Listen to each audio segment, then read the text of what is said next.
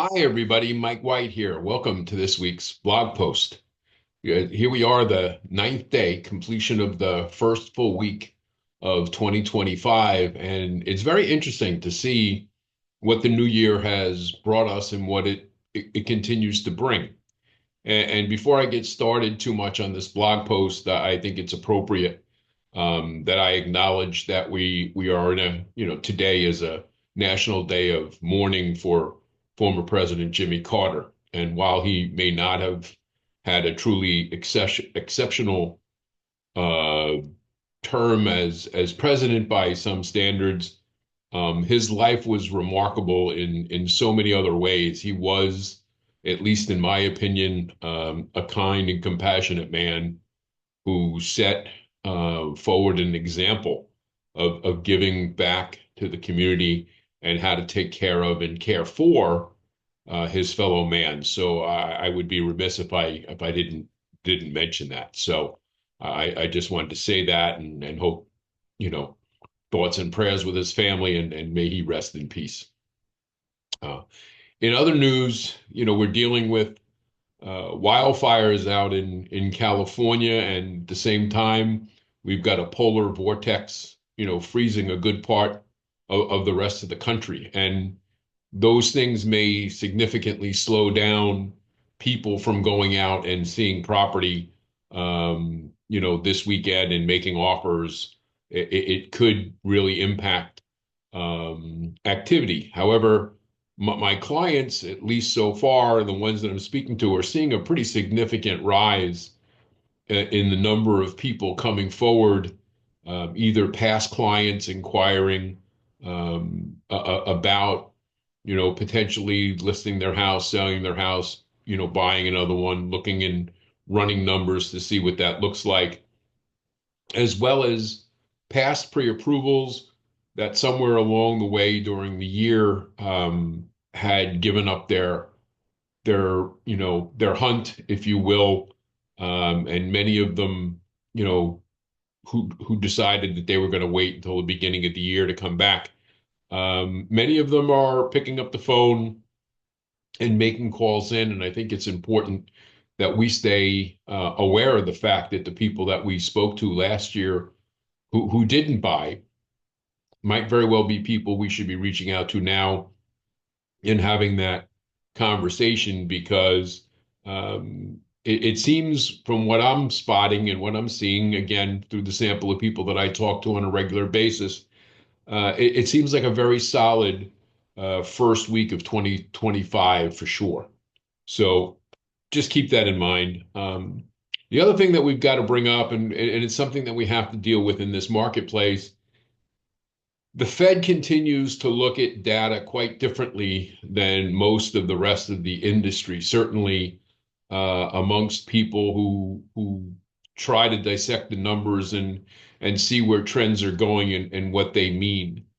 And to be honest with you, looking at the Fed minutes that were, that they put out there and the conversations that were had, it just I find it truly absurd that this group of people who largely control monetary policy for the world could possibly think that the current Fed funds rate was a number that was near being neutral as opposed to being, significantly restrictive, even with the recent rate cuts.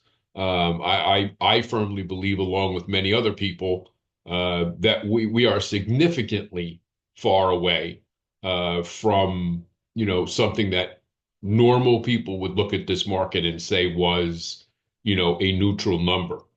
And the only thing that I can rationalize is looking back that this must seriously be the same group of people who thought a few years ago that inflation was transitory and it wasn't anything to worry about. And boy, to make that comparison just lets me say it's a very sad thing, uh, indeed, that these are the people who are, in control of so much of the world's economy, um, that you really just got to scratch your head and wonder how many times did they have to realize that the numbers, a lot of the information that they're getting is incorrect or outdated or old, or not being able to look past, outdated data and finding sources of more recent information.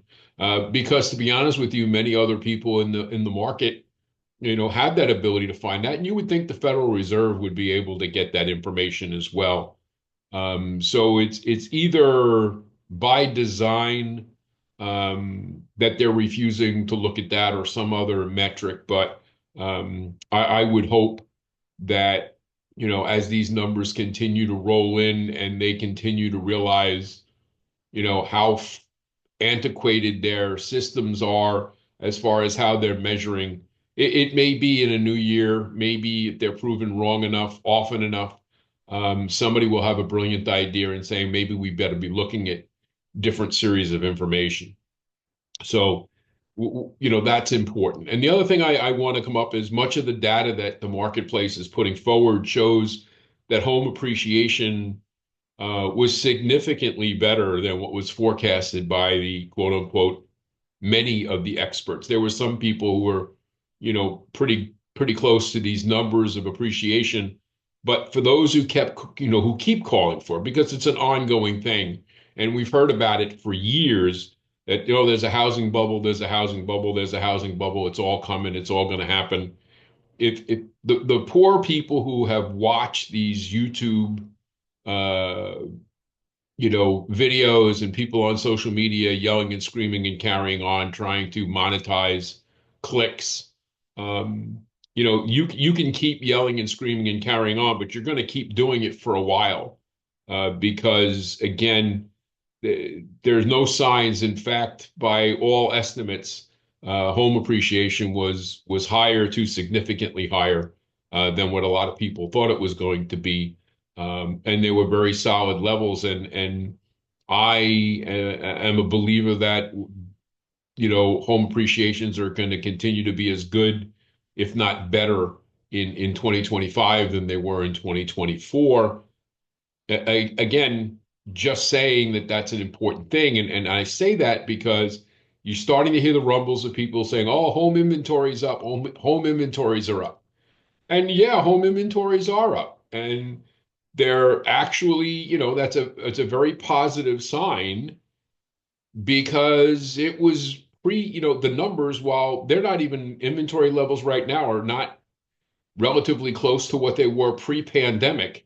And if you remember pre-COVID pandemic, most of the real estate agents that we were coming across were complaining that they'd be doing more business if they only had more inventory. So somehow or another, we've got to take a look at this and say, yes, inventories are higher than they were in the past few years. And in the past few years, inventories were the lowest in history. So, yeah, we're not the lowest in history, but we're certainly not anywhere near any conceivable measure of, normal over, an extended period of time. And so, as we may continue to move forward, basic supply and demand tells us that we're generating less properties, less homes than there are demands for people. And as generationally younger people, start to see the value in home ownership, and those rates start to improve, there's going to be even further demand on home ownership. So just keep that in mind, going forward. Tomorrow, we're going to deal with the December jobs report, Friday. And I just want you to be aware again, these numbers are going to come out and they may be something that can move the market. So you should be aware that at 8:30 Eastern time, these numbers are going to come up and you may want to be paying attention to that. As always, if you have questions or comments, it's Mike at imtcoaching.com. We'll talk to you again next week. Take care.